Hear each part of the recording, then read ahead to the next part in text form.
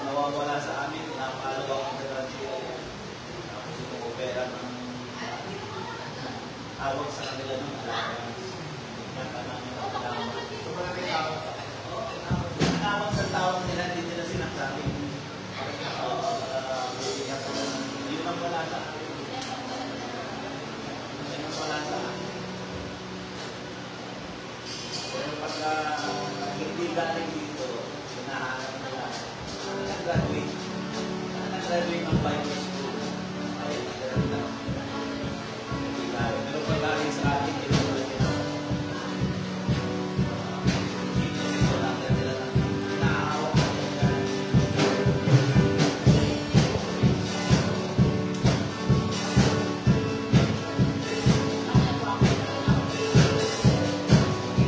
Sabi ko nga sa inyo, siguro ano naman 18 years old, 18, 16, oo, mga 15.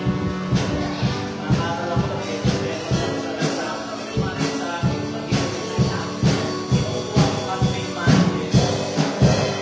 Dito, ikakampanya ko yung mga naman nila. Marunong, kaya ko yan. Magaling ka mag-usap na tao, magaling ka magaling. Ito mo makaliwala rin.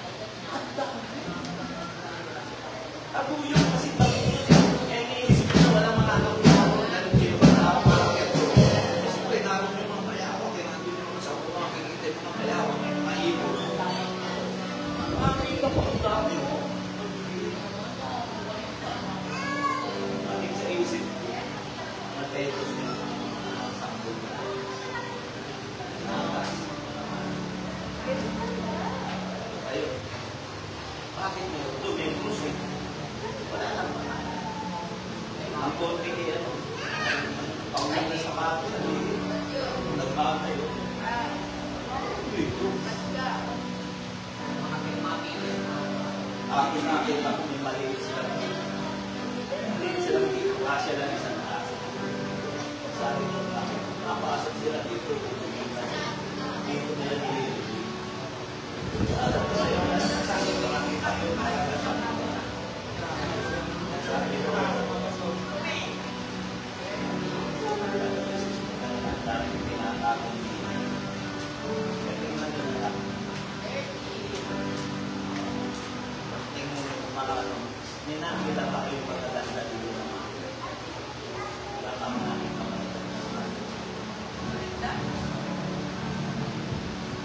Magagandang maso dito. Nakakala sa kanan. Nakakala sa kanan. Sasamahan na kayo magaganda.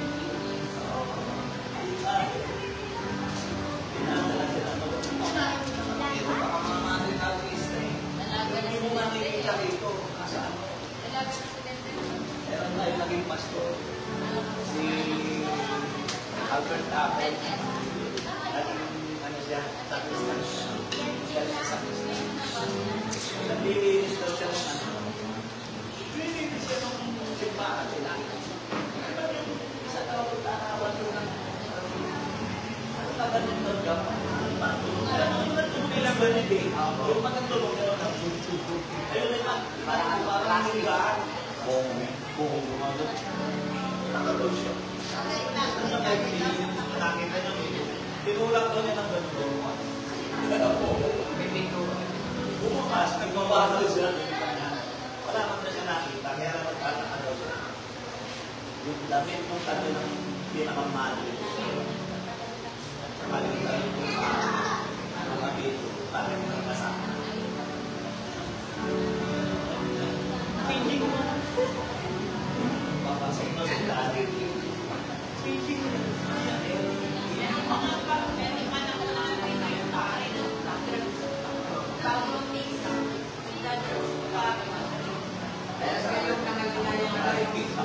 Yung nanay ko man, ano eh, nagtaka niya, sabi ko, yung kakasama ng bahay. Saan ka na nakita ng lahat ng mga munisipyo ng tao na yun? Tingnan mo, lahat yung magkalapit ang munisipyo at simbahan. Yan na. Yan naman sa akin. Ako na yung pamilya ng ito.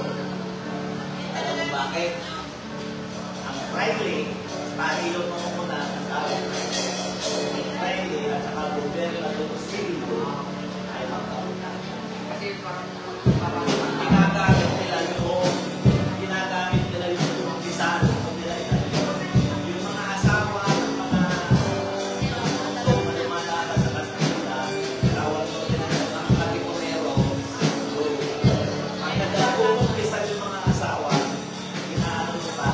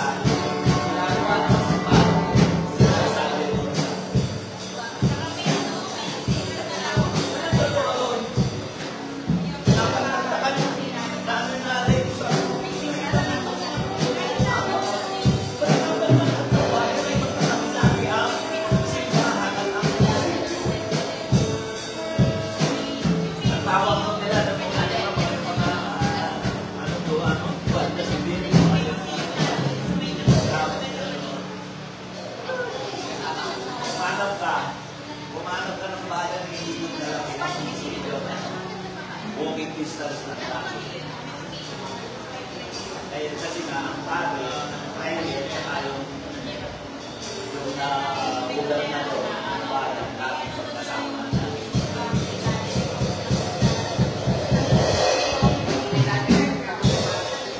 Kaya talang-taka, kita mo lahat, sila kumamutuli, sila tawag dito, nakaambus lagi sila, tapos sila kasi natin ginagawa. Alam nila kung saan sila sa pupulo, sila sa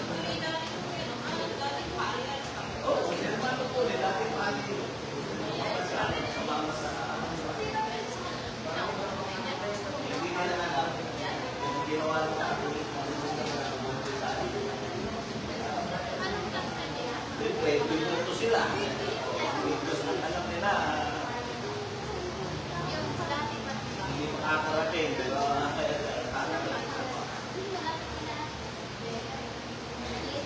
dahil ang minusulat nila ito kapag ang selosa. Hindi siya takir. Masusugit ang mga pare. Makakari yung mga nagdali. Pero nagsasabi na yun ng dahilan eh. Nagsasabi na yun ng dahilan. Kaya pinapatay sila.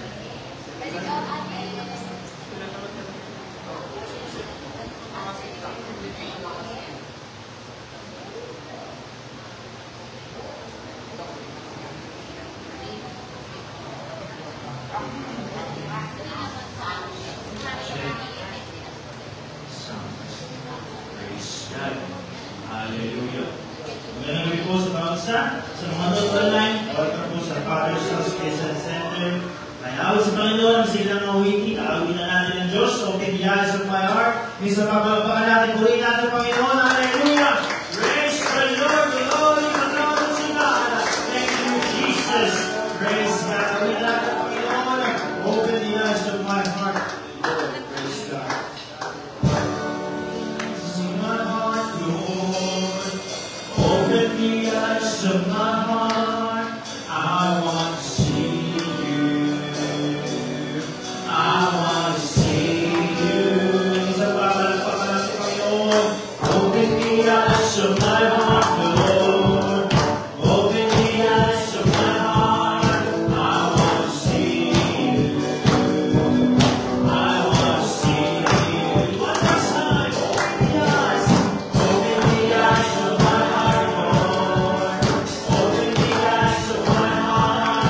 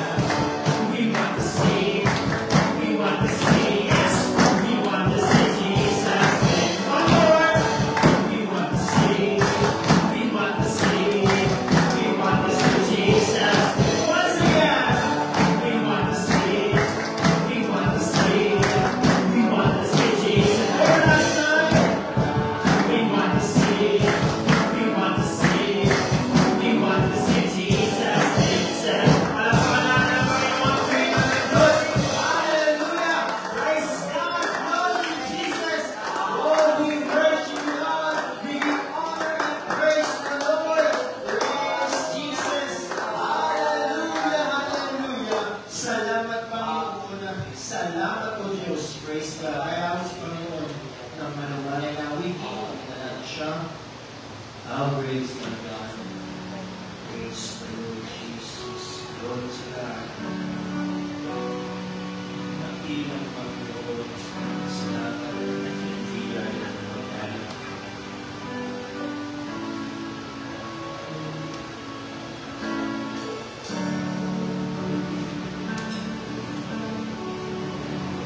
Yes, Lord. Oh,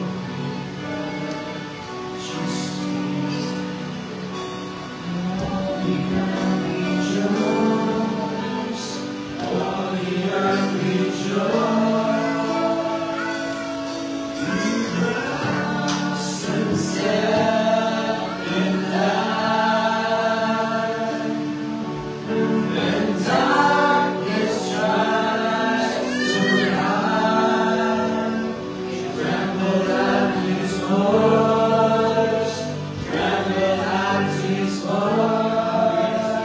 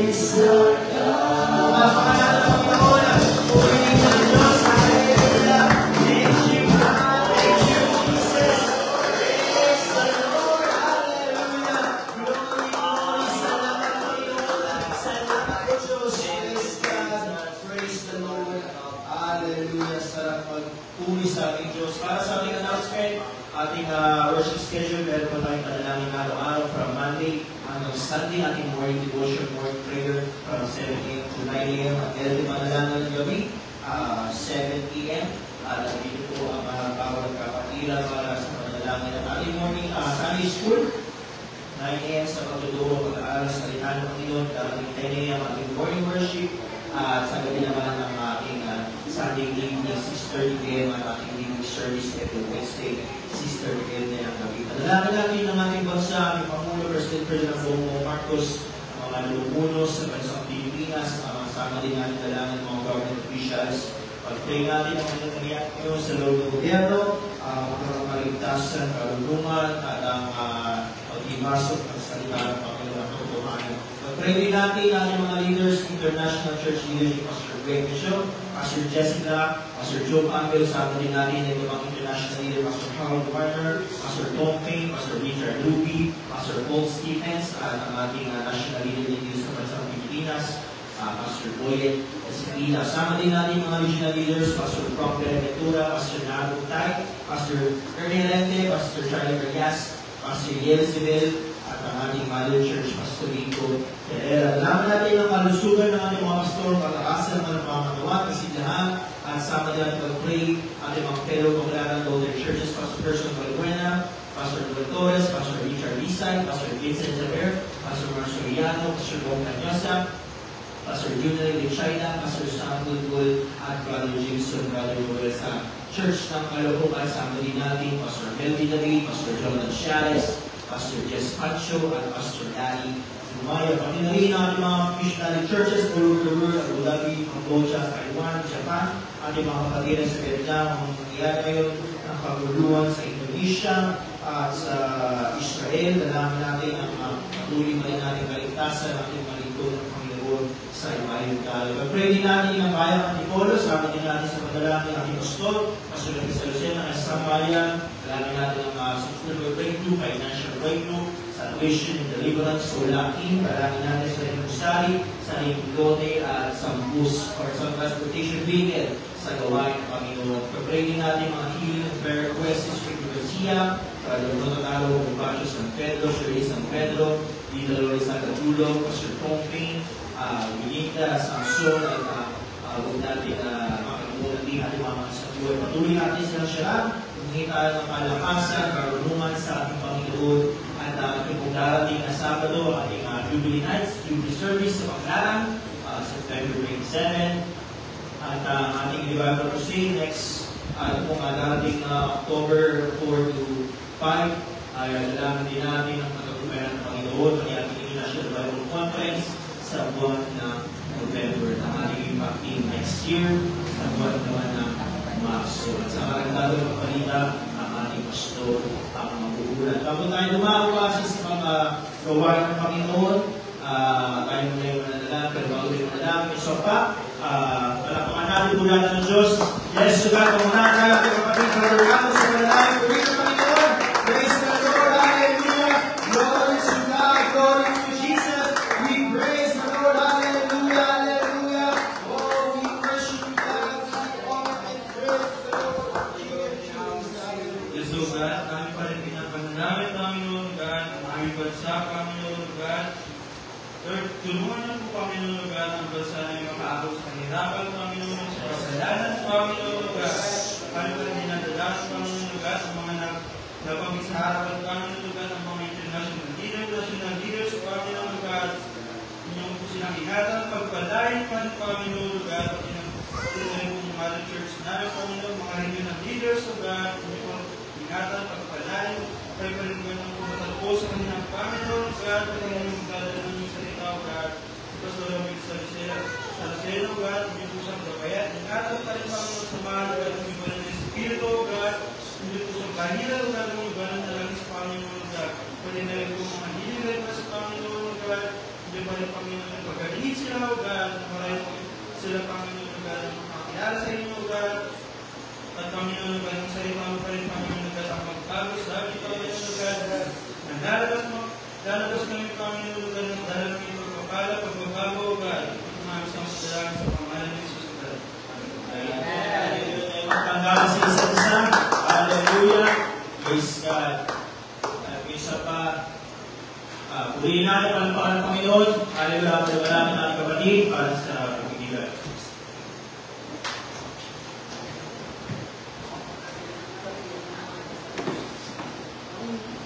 So, kung ano pang yung pink na case. So, sa akin pong pagbibigay at ako po ang nakatasan para lumigong ng inyong mga pera sa inyong mga bulsa. At may gagamitin po akong isang illustration. Salamat po sa aming pastor sa opportunity at makapagkakamang sa bawat. So, meron po akong gagamitin illustration. At ito po ay tunay na kaganapan sa lugar ng Amerika noong panahon ng ni Richard Stearns. Sabi dito, Richard Stearns ay isang former president of the World Vision sa USA. At isang araw ay nagkaroon siya ng pagkakataong makapagbigay ng istorya sa kung paano ay mayroong isang mission field sa lugar ng Afrika. Ang sabi na doon sa kanyang kwento, mayroong isang batang hindi pulubi, isang batang mahirap sa lugar ng Afrika. Alam natin yung Afrika is isa sa mga pinakamahirap na bansa. At ang sabi doon, nagregalo siya ng mga gift doon sa mga tao doon. At doon sa gift na yun, ang laman ng gift, ang regalo na natanggap ng bata ay isang sabon, isang toy car, at isang lapis. Habang tinatanggap ng bata yun, nung nakita niya yung regalo, niyakap niya ito mahigpit at siya umiyak. Nag-breakdown siya. Tinanong siya ng presidente, bakit? Ba't ka umiiyak? Ang sabi ng bata, kasi minsan lang sa kanilang klase, isa lang ang kanilang lapis. Isa na yung kanilang ginagamit na lapis ang pinagkakati-hatian nila yun. So, ibig sabihin, habang sinusulat niya kanyang pangalan, pagkatapos sinusulat niya kanyang pangalan, ipapasa niya sa kanyang kaklase, isusulit yung pangalan at ipapasa niya sa kabila. So, ganun yung kwento ng bata. Kaya, nung matanggap niya yung regalo, umiyak siya kasi naunawaan niya. Sabi niya, nung muna matagal yung pagsusulat namin kasi paiiunin pa yung lapis. Pero dahil sa regalo nito, magagawa ko na yung gusto ko. Pwede na ako. May pagkakataon na akong sumulat ng akin. Ang sabi na dahil sa simple lapis na ito, pwede na siya sumulat ng kanya, pwede na siya makapag-aral ng kanya, at ang sabi niya, makakapangarap na siya na mas maganda. Sa atin, yung isang lapis na ito maaaring maliit lamang. It may be small. Pero dun sa bata, it was a life-changing. Isang pagbabago ng buhay para sa kanya. Dahil ang sabi doon, the generosity of a stranger he never met gave him hope. Nagbigay ito ng pag-asa sa kanya, nagbigay ito ng dignity at pagkakataon para sa kanyang pag-asa. Sa ating teksto, 2 Corinthians chapter 9, verse 6 to 8. Okay? Hindi bang i-iwan natin?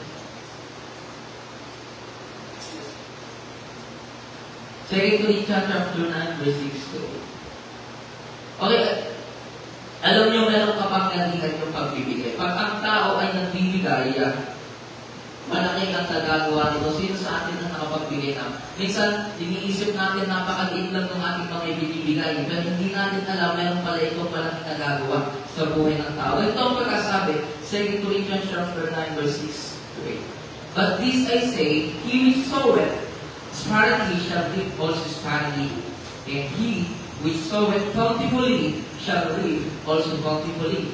Verse 7, every man according as he purposeth in his heart, so let him give, not grudgingly or if necessary. Verse 8, and God is able to make all grace abound towards you, that ye also having all sufficiency in all things may abound to every good works. Sabi, iniibig ng Diyos ang mga taong masayang nagbibigay. So una, yung ating mga binibigay minsan para sa atin maliit, pero meron ito malaking impact. Kagaya ng lapis dun sa bata, ito yung simple lamang, marami sa atin, maraming lapis sa loob ng bahay nila. Diba? Pero dun sa bata, ito yung life-changing na. Kung minsan ito yung maliit para sa atin, pero dahil tayo nagbibigay, meron pala itong malaking impact sa buhay ng tao. Kaya sa ating bawat pagbigay, maaaring estudyante ka pa lamang.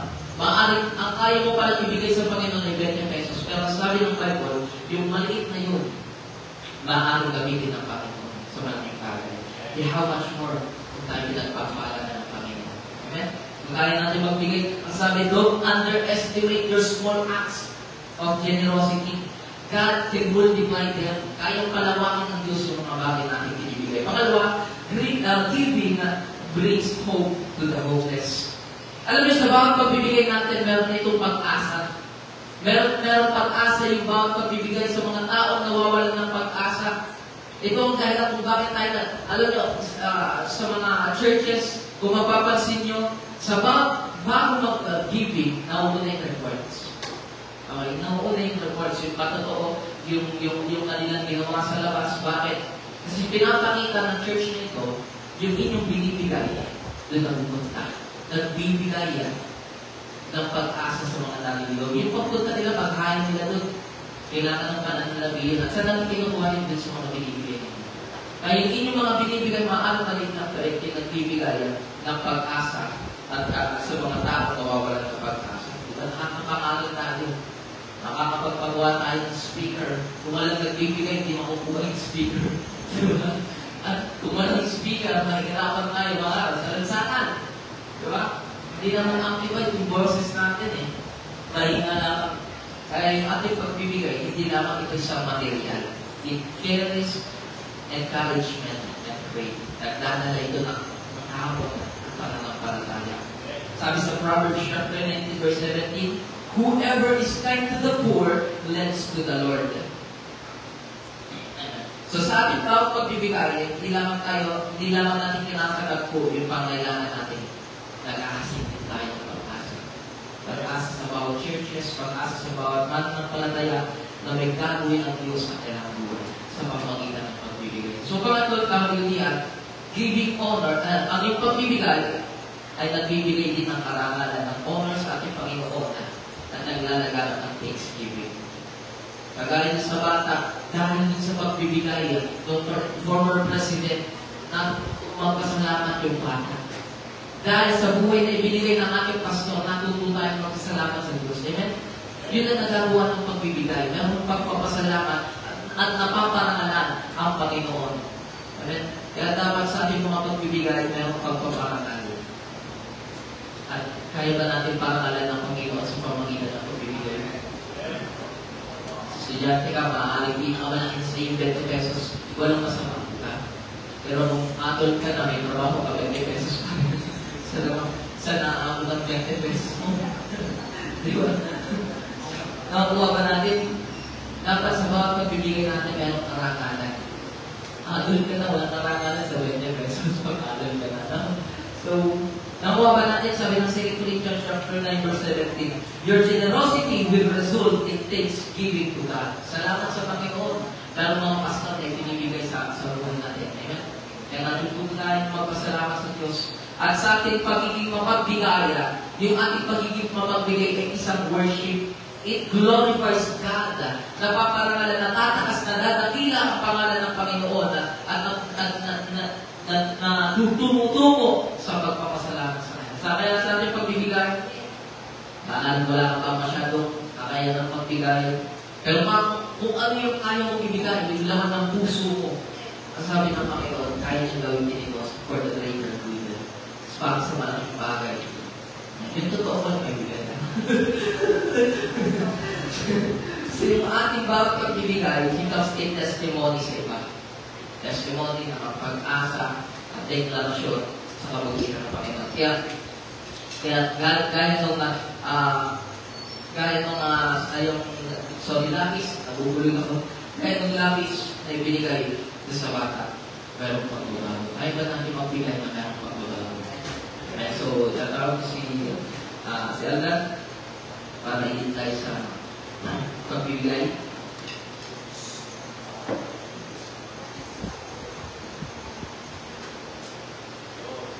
Ang banal, maraming salamat Panginoon God. Dalangin namin Panginoon, patuloy mo pagpalayo Panginoon Lola. Ang mga tao nagbibigay Panginoon God na sumusuporta sa iyo, gawain Panginoon Lola. Ibahin mo ito Panginoon dikdik ang tumaaw, Panginoon Lord God, at ingatan mo rin, Panginoon, ang kanilang mga tahanan, Panginoon, at kanilang kalusugan, Panginoon, sa pangalan ni Jesus, in Jesus' name. Amen. Witan natin ang Panginoon ay been delivered.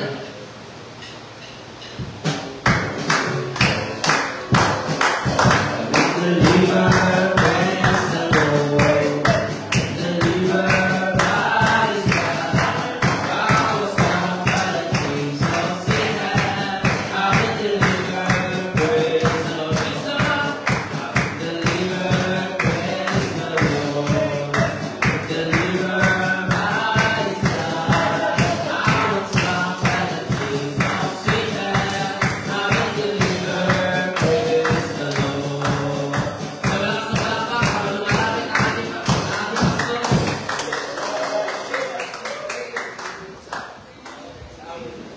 So, isang maganda na gabi sa bawat isa.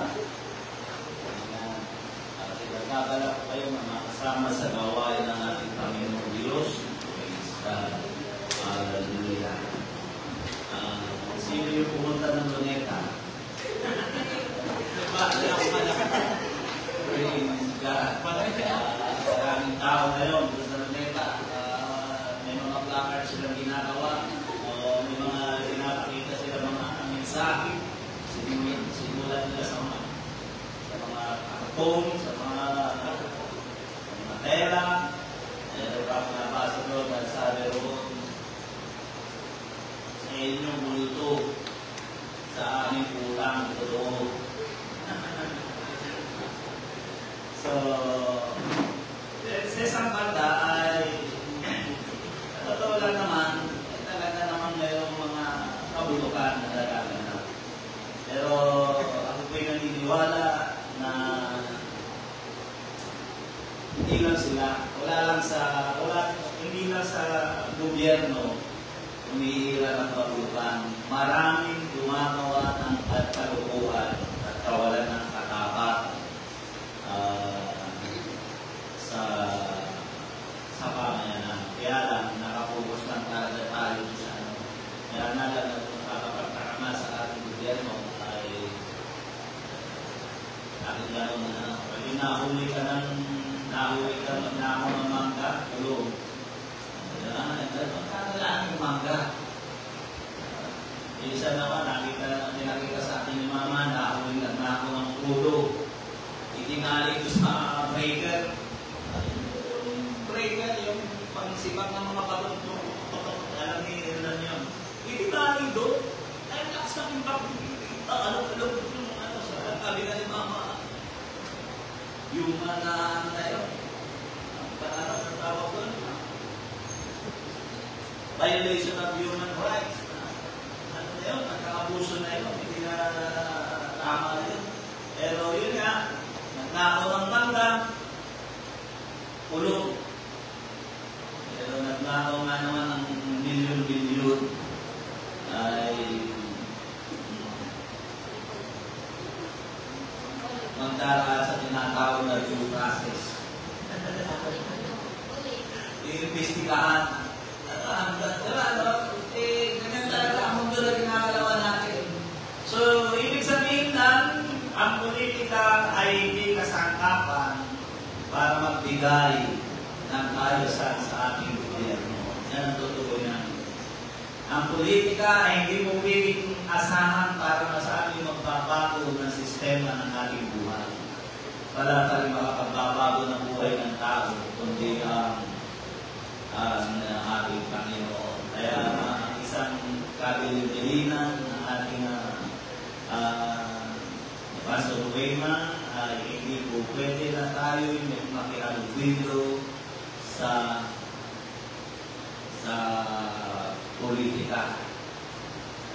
Kaya nasabi niya yun dahil mayroon mo na tao talaga na hindi na nai-involve sa politika. Kaya ngayon, natin mo, ang GIL ay nababahiran dahil kay si Joel Villanueva. Diba? Yung akusasyon sa kanya. Kaya may mga pagluto sa kati ng Bulacan o kati ng sangkot siya. Pinalalabas na sangkot siya sa mga ghost project. Ibig sabihin, alam niya at nakikinabang siya. Kaya yung pangalan niya, Joel Villanueva, tinapanggit nila ay Joel Liar. Yan ang kanya sinasabi. Sa halip na Joel is liar, sa halip na Jesus is Lord, ay Joel is liar. Kaya yun ang pangit. Kaya kasama tayo doon. Kasama tayo doon na natitigtasan. Siyempre, dala-dala nila yung pangalan ng pasto. Parang hindi pa naman sigurado. Kaya yun na ang dapat. Kaya nasabi ng pastor na Pastor Wayman, hindi ka dapat makialam sa politika o sumama sa politika. Dahil pag sumama ka nga dyan sa politika, ay sa aking paniniwala, hindi ka po pwedeng manalo dyan nang hindi ka makikipag-compromise. Sino naniniwala doon? Si Jesus na, perfect eh. Walang bahay na dungis, walang bahay na korupsyon. Pero anong ginawa nila? Pinuto ba nila si Jesus? Hindi. Ipinako nila sa krus. Sino ang ginawa nila? Sino ang ipinalit nila kay Jesus?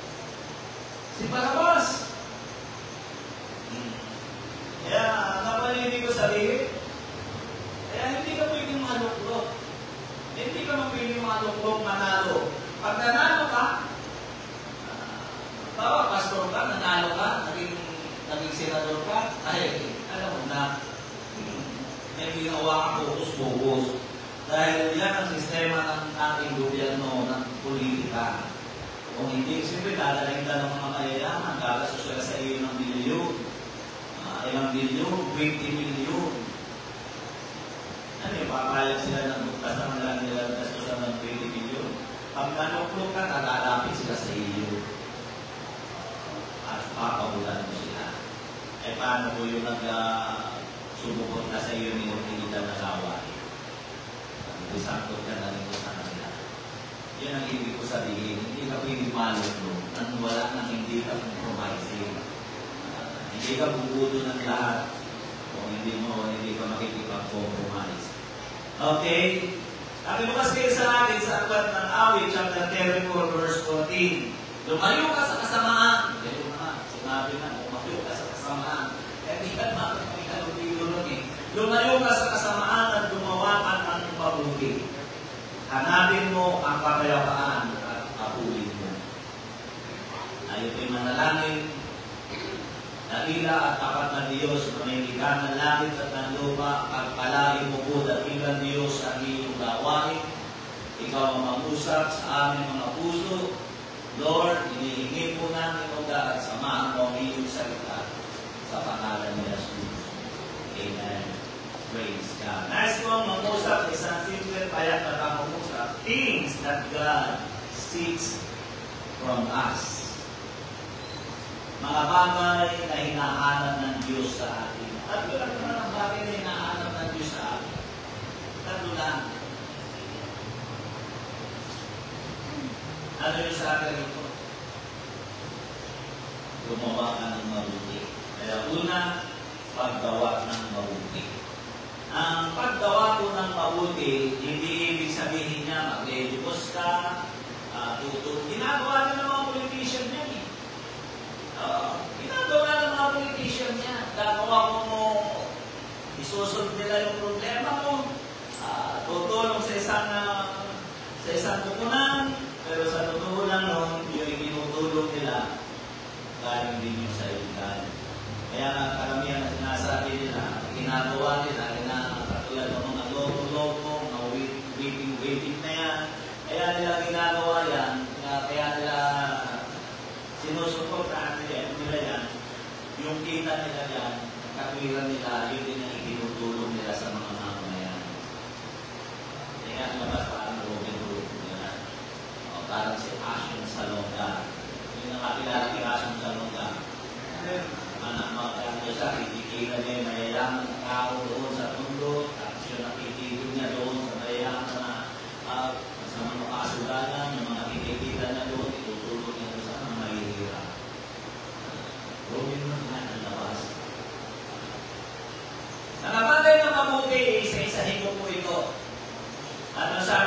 sa Genesis sa chapter 4 verse 7, kung ikaw ay gumawa ng mabuti, di ba ikaw ay mamarapatin? At kung hindi ka gumawa ng mabuti, nahandusay ang kasalanan sa pintuan at sa ipahihino o ng kanyang nasa ay kay Panginoon niya. Kaya napakahalaga yung paggawa ng mabuti. Ano ba yung mga pagbagay na paggawa ng mabuti? Isa-isa po unang pananampalataya. Ako sabihin ko ng pananampalataya ay yung paggawa ng mabuti.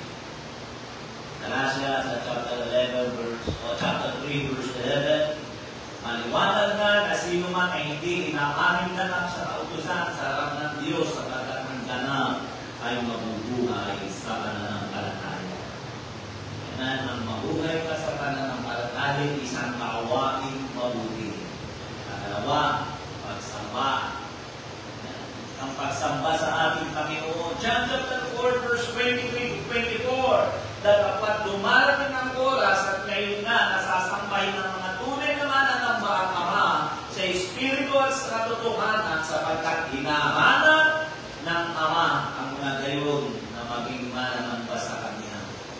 Ang Diyos ay Espiritu at ang isang Kanya ay nagsisamba ay kinakailangan magsisamba sa Espiritu at sa katotohanan. Na, yung sabi na salita ng Panginoon.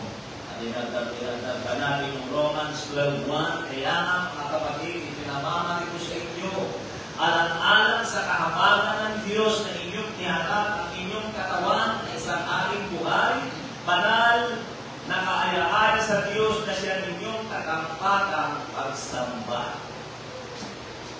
Yun po yung tamang pagsamba. Hindi aalay mo ang inyong sarili na isang handog na walang lunis. Pangatlo, pasasalamat. Gawang mabuti ko yan. Yung pagbabalik ng pasasalamat sa Diyos at ang yan ang hinahanap ng Panginoon. Literal na makikita natin yan sa Lucas chapter 17, Luke 17:16. Ganito ang pagkakasabi, siya'y nagpatira pa sa kanyang paanan na nagpapasalamat sa kanya at sa isang Samaritano. Verse 17, at nagsagot ni Jesus ay nagsabi, hindi pagkasampo ang nagsilinis. Yun yung mga teknologi. Isa lang nagbalik sa kanila, 10 yung nilinis, pinagaling. Dapat saan na naroon ang siyam? Kaya yun ang mga bagay na hinahanap ng Panginoon sa atin, yung mga taong magpapalit ng pasasalamat sa ating Panginoon. Colossians chapter 3 verse 15, at maghali sa inyong puso ang kapayapaan ni Kristo, na diyan tinawag din naman kayo sa isang katawan at kayo'y maging mapagpasalamat. Na, tayo daw ay dapat ay maging mapagpasalamat. Hindi katulad ang pagkintino ni Jaya nung nakaraan, sabi niya, ang hinahanap ng Diyos ay hindi karunungan, talento. Ang hinahanap ng Diyos, amen, kundi yung presensya. Isa pang patay, pagsunod. Hindi mo maibibigay ang pinakamabuti sa Panginoon kung wala kang pagsunod. 1 Samuel chapter 12 verse 14, kung kayo'y matatakot sa Panginoon at maglilingkod sa Kanya at makikinig sa Kanyang tinig at hindi maghihimagsik laban sa utos ng Panginoon at kayo din ang hari na naghahari sa inyo ay magiging masunurin sa Panginoong Diyos ay mabuti. Kaya yan ang hinahanap ng ating Panginoon. Panlima, paglilingkod. Paglilingkuran ng ating Panginoong Jesus. John chapter 12 verse 26, kung ang sino mang tao ay naglilingkod sa akin ay sumunod sa akin at kung saan ako naroon ay doon ang lingkod ko. Kung ang sino mang tao ay maglingkod sa akin, siya ay pararangalan ng Ama. Yun ang sabi ng salita ng Panginoon. Sa pagbagay, pagpapatuloy. Ang kailangan natin, pagpapatuloy. Sayang na kanina. Gusto ko sana malataktak niya sa lansangan.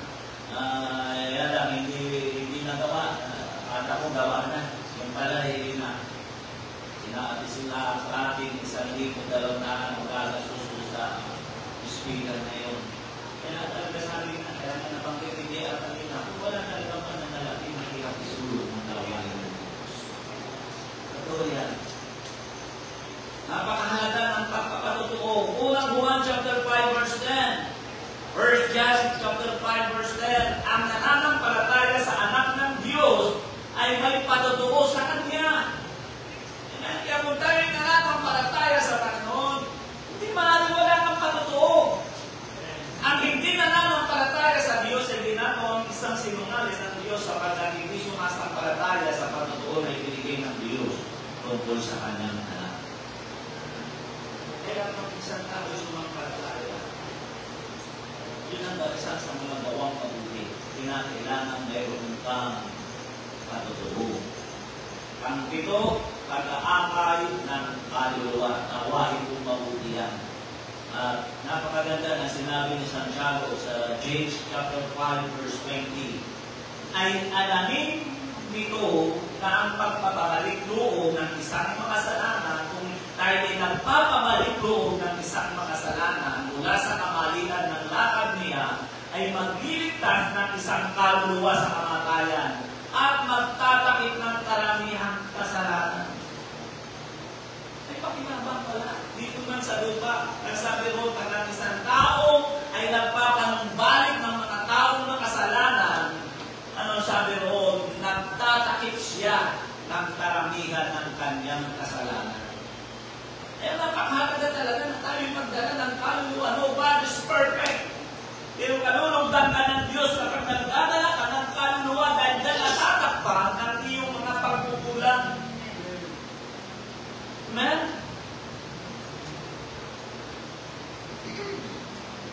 Ang nakakaano lang, minsan, sa halip na magdala ng kaluluwa, encourage sa magdala ng kaluluwa, minsan, sila na mismo ang hindi nagpakadalo. Lalo na pag napakinggan nila, nasaktan sila doon sa pangangaral. Kasi gumalo dyan. Di ba? Nakita nila na gustuhan yung pangangaral. At pang-walo, pag-iligay. Hindi mo rin pinihiwala yan. Kasama yan. Lucas chapter 6 verse 38, mga bigay kayo at kayo bibigyan. Si Jesus ang nagsasalita dyan. Dapat na mabuti, siksik, liklik, at umaapaw, ibibigay nila sa inyong kantungan, sapagkat ang anukat na inyong isukat kung kayo muling susukatin. Kaya kung wala ang palitin, hindi mo na susukat. Susukatin ka doon sa kawalan na ng pagbibigan.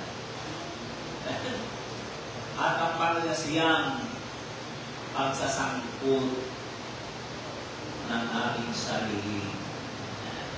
Gawain mong mabuti yan kung isinasangkot mo ang iyong sarili. Tulad na lang yun ngayon sa luneta namin nila po. Diba? Meron ka isa may daladali. Nakalagay doon sa placard niya yung Soto. E nagtanong na reporter, ano ibig sabihin niya? Ano pinaglalaban niya Soto? Hindi man Soto na si Tito Soto eh. Kaya nakalagay say. Tapos po, T-O. Soto. Sabi niya, ano ibig sabihin yan? Ewan ko. Bumal pa yung lalaki. Ewan ko kung ano yan. Kasi pinahawak lang sa akin. Itaas ko daw. Pero mo yun.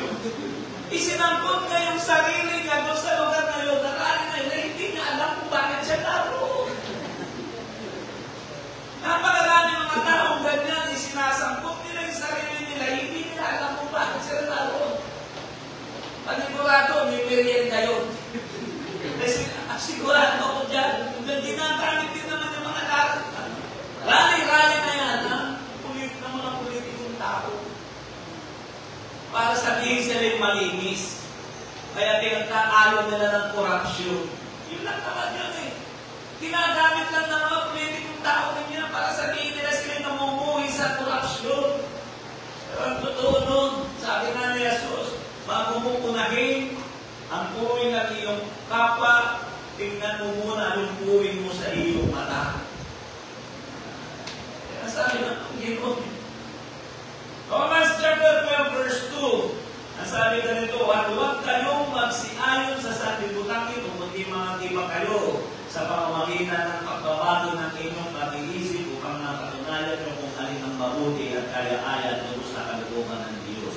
Yung pag-uusap na yun, huwag kayong magsialong sa sanlibutan ito. Ibig sabihin nun, ipinakikita nun, huwag kang makisangkot. Kaya yung pag-uusap na yun ay nangungusap sa klaritan pagsasangkot. Kaya ang sabi ko kanina, kung ayaw mong masasangkot sa gawain ng Diyos, masasangkot din sa sanlibutan. Yan ang mga At sa tao, makikita mo, sa aura lang ng tao, makikita mo kung saan siya nakasangkot. Makita mo. Sa pananalit lang niya, makita mo na kung saan siya nakasangkot eh. Bago-bagong pantalon, o wakwak dito, dito. Ibig sabihin, sangkot siya sa sistema ng sanlibutan. Kinis-kinis ng balat at ng bato. Kaya doon pa lang, makikita mo na kung saan siya nakasangkot. Kaya sabi nito ng Panginoon, huwag kayong magsihayo, huwag kayong makisangkot. Ibig sabihin nun, sa sitwasyon ng sanlibutan, sa daloy ng sistema ng sanlibutan. Ito sabi dito, bagkus mag-iba kayo ng pag-iisip, kaya napakahalaga ng pagsasangkot ang ating sarili. Saan natin isasangkot ang ating sarili? Colossians chapter 3 verse 2, ilagay ninyo ang inyong pag-iisip sa mga bagay na nasa taas, huwag sa mga bagay na nasa ibabaw ng lupa. Nabigyan kanina ni Jay at yung salitang bonfire. Alam ba niyo talaga yung bonfire? Kanina nabuho kayo eh. Yung bonfire kasi, nasa linya nun, sobrang lamig. Explain kasi ang ano dun eh. Pagkakilit, sobrang init. Pagkaglamig ka sobrang lamig. Yung sasakyan ko nga doon, ginawa ko, nakita ko medyo konti-konti-puti. Gumawa ko na ng tubig. Sinaboy ko dahil doon sa salamin. Alam ko, hindi ko bagsak yung tubig sa salamin. Umagos na ng gano'n at kita ko na lang biglang nalingero yung tubig. Sa sobrang lamig. Ang ginagawa namin, dahil wala kang bitter, umuha kami ng malalaking kahoy, iniikot-ikot namin yung malaking kahoy. Sinisindihan namin yung mag-aakuyo. Nandun kami sa namin, dahil nandun yung tingin. Yun yung sinabi niya, inihiwalay mo yung isang kahoy mula doon sa nagniningas na karamihang kahoy. Hindi mananatili na may kahoy inihiwalay. Yun ang ibig sabihin ng kapangyarihan ng pagkasangkot. Kaya napakahalaga yun. Pangalawa na nais bigyan ng pastor, pananatili sa Diyos. Yan ang hinahanap ng Panginoon. Una, kawain mabuti. Pangalawa, pananatili sa Diyos. John chapter 15 verse 4 to 6, na masabi rito, kayo'y manatili sa akin. Nakita nyo? Yan ang hinahanap ng Panginoon, manatili. Kayo'y manatili sa akin at ako'y sa inyo, gaya ng sanga na hindi makapagbubunga sa kanyang sarili, maliban na nakakabit sa puno. Gayon din naman kayo, maliban na kayo'y manatili sa akin. Ako ang puno ng ubas, kayo ang mga sanga, ang nananatili sa akin at ako'y sa kanya, siya'y nagbubunga ng marami, sapagkat kung kayo'y hiwalay sa akin, ay wala kayo magagawa. Verse 6, kung ang sino man ay hindi manatili sa akin, siya'y makakabong katulad ng sanga, at matutuyo, at mga iibunin, at mga iahagi sa apoy, at mga susunod. Ayun yung impyerno talaga eh. Sabi lang ng ilang religion, wala nung impyerno, dahil ang Diyos daw ay pag-ibig. Nakalimutan nila na ang Diyos ay matuwid. Pag sinabing matuwid, gumahangat siya. Hindi kasi siya kurak eh. Wala siyang kapintasan, wala siyang pagbakil na kalumihan. Kaya siya ay tumahaon.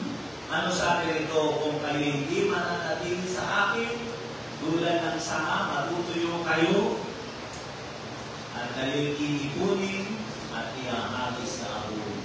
Sino dito yung lula ko nung kanina sa probinsya, may malaking puno ng mangga sa amin. Lagi araw-araw na lang yung lula ko nung nagwawalis ng mga tuyong sanga na humihiwalay sa katawan ng puno ng mangga ng mga tuyong tao. Binawalis lahat na lagi ngayon. Gagawin niya isang tungkot. Pagkatapos yun, pupunta sa kusina namin buwan ng puspuro, sisindihan. Kaya doon ko nakita yun, yung talagang ibig sabihin ng impyerno. Na yung mga tao hindi na natili sa Kanya. Dahil lang hinahanap ng ating Panginoon, natutuyo sila. Kasi nga, wala pang sasangkot hindi na nanatili. Tulad yung tao nga, natinanggit nga ng JR kanina. Kapag nahiwalay yun, so sa karamihan ng mga kahoy na nag-aapoy, kalalabasan noon, mawawala yung apoy niya. Yan na. Kaya, ang ibig sabihin nito, katapatan, wala pong nanatili na walang katapatan. Kapag ikaw ay hindi na nanatili, hihira ka ng tumalo, hihira ka na sa karuwain, sa asahan mo, question natin na yung katapatan sa iyo. Ngayon, pangalawa, ang hindi handa. Pag hindi ka na nanatili, masasabi mo pa kaya handa ka? Kung may pagkukulang ka doon sa salitang pananatili, ano sa palagay nyo? Yun ang hinahanap ng Panginoon. Pangatlo, yung mapagtiis. Pero po para sa Panginoon, napaka malaking usapin. Yan ang hinahanap ng Panginoon. At tuwa-tuwa ang Panginoon pag ang tao nakikita niya yung sa religion, hindi yung pumasok ang chismosa sa simbahan, lumabas ang chismosa, okay lang sa kanila, walang problema yun. Kaya wala akong makikita ang paglabo sa religion. Pumasok ang sugarol sa bungero, paglabas mo sa bungero na pa rin. Kaya, 30 taon ka na sa bungero, wala problema sa kanila. Pero sa Panginoon,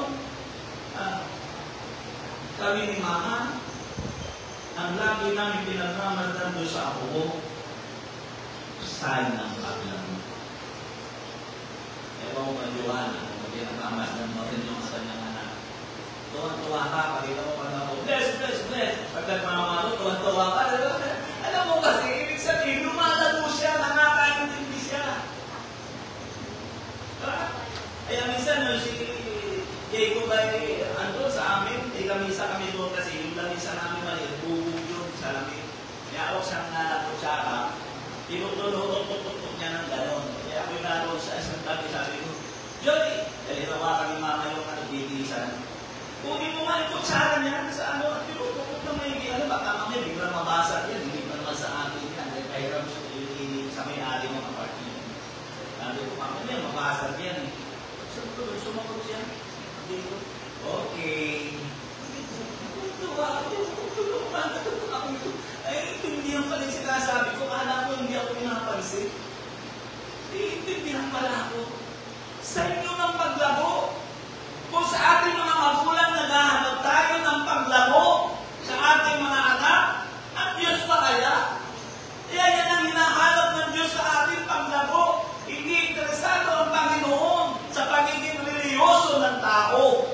Interesado ang Panginoon sa isang paglabo ng isang tao. Yung 10 taong ka na, 5 taong ka na, isa pa rin ang memory verse mo. John 11:35, tumami si Jesus. Ibig sabihin, 10 taong mo, minimorya yun. Ilang